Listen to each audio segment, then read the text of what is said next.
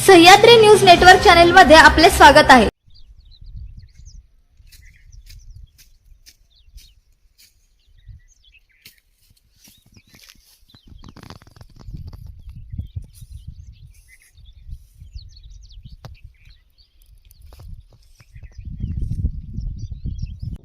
मी अविनाश सकाराम शेंडगे, नायगाव तालुका पुरंदर जिल्हा पुणे येथील शेतकरी। आमचा गट नंबर 56 आहे आणि या ठिकाणी आज आग लागली होती आणि काय झालं, मी शेतात आलो, मोटर चालू केली आणि लाईट गेली म्हणून बघण्यासाठी शेततळ्यावरती गेलो।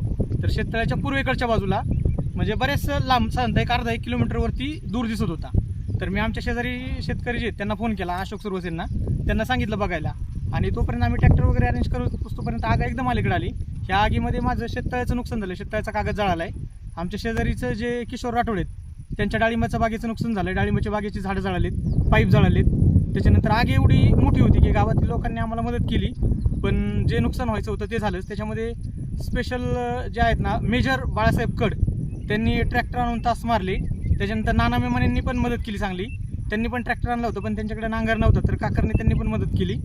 आणि जे नुकसान झालंय तर याचा पंचनामा करून शासनाने जे काही लीगल ॲक्शन आहे त्याच्यावरती ती करून शेतकऱ्यांना जी काही मदत करता येईल ती करण्यात यावी। पुरंदर तालुक्यातील राजुरी व नायगाव या शिवेवर अचानक आग लागली होती आणि ही अचानक आग लागल्यामुळं येथील शेतकऱ्यांचं बऱ्याच प्रकारे मोठं नुकसान झालेलं आहे। त्यामध्ये शेततळ्याचा कागद काही शेतकऱ्यांचा जळलेला आहे, डाळिंबाच्या पिकालाही आग लागल्यामुळे तेथेही नुकसान झालेलं आहे, पाईप जळलेले आहेत, ड्रीप जळलेलं आहे, अशा अनेक प्रकारचं नुकसान या ठिकाणी झालेलं आहे। त्याच्यावर महसूलच्या अधिकाऱ्यांनी त्वरित पंचनामे करून शेतकऱ्यांना त्याची नुकसान भरपाई लवकरात लवकर द्यावी अशी शासनाला विनंती आहे।